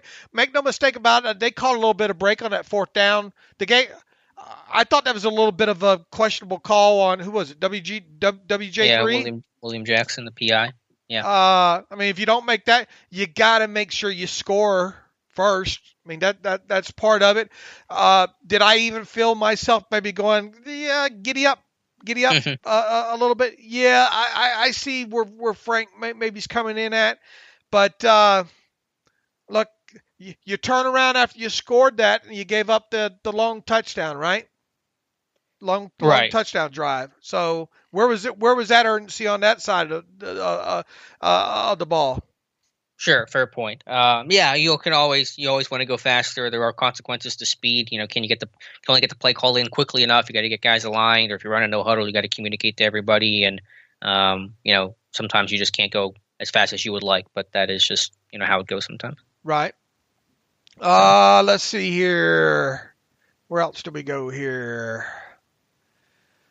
Destiny Collins. Let's see. Thanks for taking. I wanted to say this is, and my question is at the end. There's adversity in football is inevitable. We don't have to be so shook by it that we can't even root for our boys the rest of the year. Every time they make a mistake on the field, it looks like they hear all the hate people sending their way, including their own fans. I remember a young Ben throwing 5 interceptions versus Ravens, the awful Jacksonville game, the Kansas City game, etc. Last night wasn't the worst decision making I've seen from Ben, but fundamentally he didn't dig in on his throwing mechanics or reads. I don't think he's washed. I'm more concerned about focus on execution across the board on our offense. It's taken a whole season to figure out the run game. There's been a bout of drops and now poor quarterback. That's my concern. What's the current disconnect with executing, I think is the question here. Destiny Collins. Thanks again and happy holidays.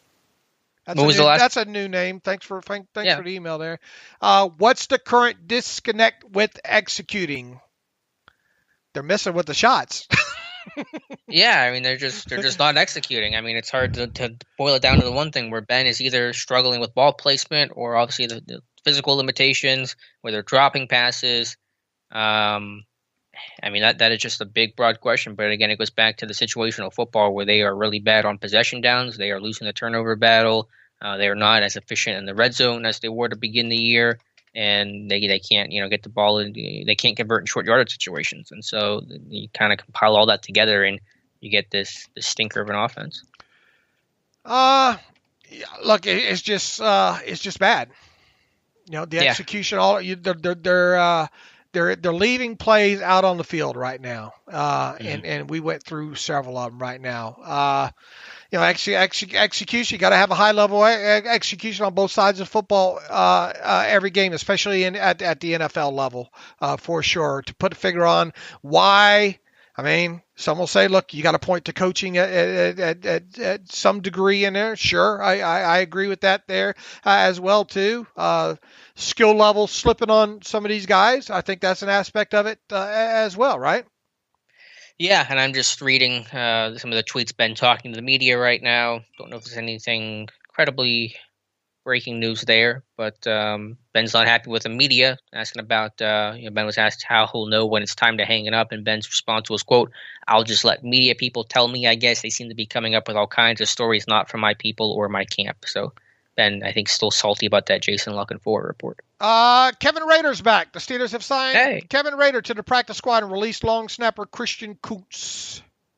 Interesting, they released a long snapper. That was kind of done. Make sure you had a backup long snapper. Yeah. Interesting that they now title him a long snapper and not because he's got a little bit of outside linebacker to him, not much, but we have that aspect of it as well too here. Let's see if we can continue on, get a few more in here before we close this thing out. Lack of energy from Michael Bednarts, Dave and Alex, longtime listener, first-time emailer. Good job, Michael, first-time emailer. Straight to the point. With all the circus attention fall on the team and a recent collapse, does this team have a leadership issue? They don't seem to have energy on the sideline. They don't seem to have any vocal leaders on the sideline, giving them the old butt chewing when things aren't going well. Hope I'm wrong, but it appears that this team that is filled with veteran talent lacks true leadership. Maybe with Vince returning to this lineup, his personality will spark some energy on the sideline. What do you say about that? I think this team has good leadership, whether you're talking Cam Hayward or Ben or Joe Hayden or guys like that. Sometimes leadership manifests in different ways. Sometimes it can be, more of a quiet leadership where you're not yelling and screaming. Sometimes that's done behind closed doors. I'm betting that happened this weekend at the halftime of the Bengals game. So it's hard to say that because we don't always see what leadership looks like. You can't just look at the couple hours of game day and assume that that's what leadership represents or how that is shown, just because someone's not getting yelled at visibly on the sidelines. So I think the leadership on this team is very strong. Troy Paplomatis sounds like a new name as well, too. It sounds like he's a new emailer here. Right now, the Steelers look to be the worst team in the league. The Jets and Jags would beat us in our current offensive state. I'm not one to jump ship, nor will I ever be. Being 26 years old, I grew up watching Ben, and it seems to be getting to the point where he is just too old for this league. If he does not improve, is it time to move on? Would it be worth it to have Ben retired to sign Bud and Mike Hilton? Our defense needs to stay intact as much as possible to give this team a playoff chance going forward. If that were to happen, what do you guys think about drafting a quarterback or signing a veteran player on a 1-year minimum? I would lean towards signing a veteran, invest in O-line, and a tight end on top draft picks. Also, the Steelers do not win another game this season, and postseason is Mike Tomlin on the hot seat. What are your thoughts? Look, let's table Troy. Do us a big favor and let's wait till the season ends here. All right, from the moment the season's over with. Email us these questions about Ben and Bud and all these free agents right now. I mean, look, there's a lot of things that could still happen. I know optimism's not high right now. Nobody gets that more than us right now, but we only got a few more weeks left in the season here, so don't put us on the hook to answer Ben retire and sign Bud and Mike Hilton. We got a lot of off seasons long enough as it is as well. So Troy, promise us you'll email us those questions back. We will take the second part of the question here. If the Steelers do not win another game this season or postseason, is Mike Tomlin on the hot seat? I say no. They'll certainly be calling from the media types to fire Tomlin, but yeah, Tomlin's not going to get fired even if this season goes bust. And that's where I am right there. No adjustments from Chris Wade. Hey, guys, are you able to tell us why the Steelers are unwilling to make offensive in-game adjustments, especially on third down? Do you think Ben not practicing on Wednesday is starting to hinder his timing and precision with passes down the field? He puts too much air under the balls, and he doesn't zip or put passes where they need to be consistent enough unless it is at the line of scrimmage. Not to mention he's not even going through his progressions anymore. That JuJu hit was on Ben. He missed his second read and cost us points. Bengals' first 17 points were gifts from Ben, like he's Santa Claus or something. It's upsetting to just watch him and this offense right now. It's not just bad, it's historically bad. The standard is not the standard right now, and no adjustments to this quick scheme has been made. What happened to pre-snap motion? Shake my head.